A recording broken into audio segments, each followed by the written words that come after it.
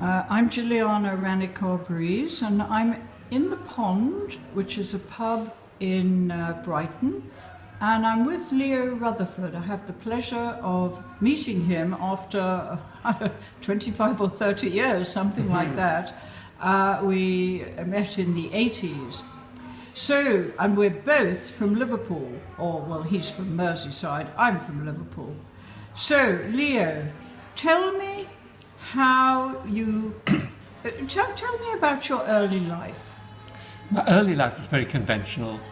My father was a solicitor in Liverpool. Mine too. And I grew up in the conventional sort of ideas. I was sent to boarding school 10 years, institutionalized, and boring. Yeah, and brought up with Christianity, morning, not at home. Mm-hmm. Not at home, at school. Yes. Every morning. Yes. Prayers to this chap called God. That's right. And chap called God. Yeah. Which one? There are many. Exactly. Well, this is the one that considers an awful lot of people, if not everybody, to be sinners, and has threats and retribution. I bet you longed to be a sinner.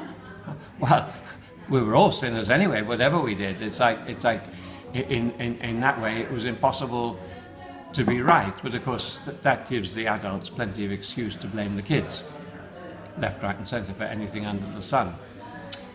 So, yeah, I grew up with a kind of life that left me at the age of 18, going out into the world, flummoxed and so on, because the world was uneducated. not what I'd been educated for at all. I was the same. I left home at 19. 19, yeah. Yeah. I did engineering training because I didn't like people. I thought machines were more reliable. And you became an engineer. I had a natural instinct for engineering anyway. You wanted to know how machines worked rather than humans. Well, I wanted to know how anything really worked. But I couldn't see any way of knowing how humans work because they were completely contradictory to me. Right, and you probably hadn't thought about it. I hadn't thought about it, but I did want to know how machines worked, and I have a good instinct for machines. Right, and so you became an engineer. Became an engineer. What kind of engineer? Mechanical. A mechanical I did engineer. Training in the car industry. Oh yes. Roots Group in Coventry. Oh yes, we're very well known. Yes. Do you like vintage cars? A bit, not particularly, but a bit. Gosh. Of course, cars I used to drive are now vintage. That's what's so funny. True. What car did you have? Oh, earlier I had a Singer. The first one I ever had was an old Singer 9. Singer? Singer, yes, never exactly. Never heard of it. Must be so old I've never heard of it. Yeah. Yes. And a Mini. Oh, Mini, yes. Time. That's my era, yes. A Morris 1100. Yeah. That was quite a good car in its day.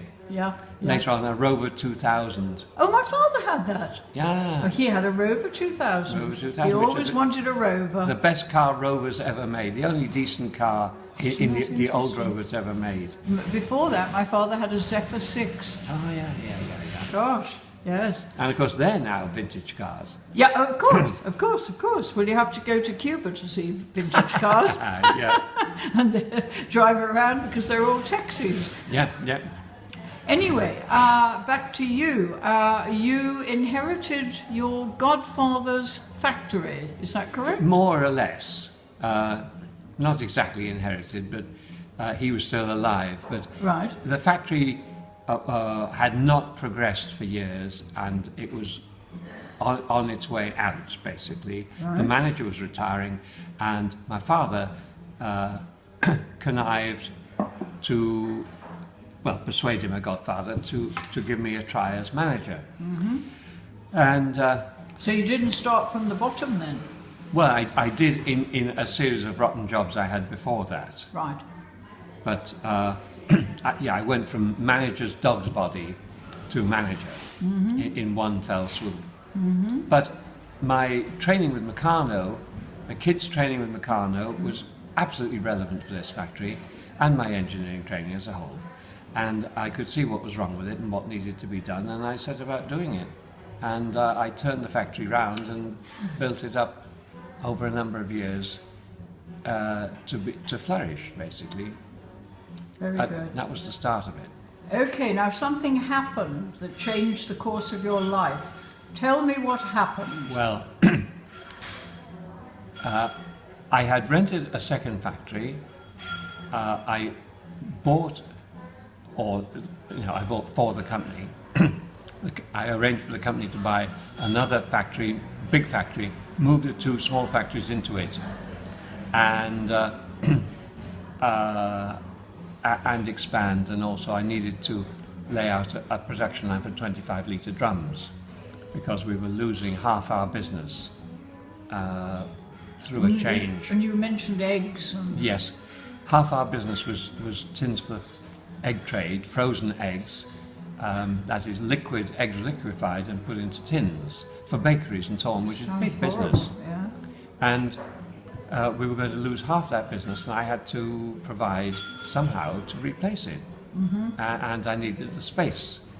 So this big factory gave me the possibility, the chance to do that, which I set out doing. However, 2 years in, one Saturday morning I was standing in the middle of the factory when there was a loud bang, and some of the roof started falling in, and a whole chunk of roof fell in. A message from the gods. It felt like a message from the gods, and the message to me was, get out. This is the beginning. I've got to finish. It took 2 years to get the place to a state where it was saleable. My godfather by then had died. The bank was concerned about loans, etc., etc. But I got the company to a state where we made the biggest profit ever, which, in company terms is what makes a thing of value, and I managed to sell it. Oh, very good. I got it taken over. Yes. And you were able to start I a new life. gradually extricated myself and started a new life, not knowing where the hell I was going.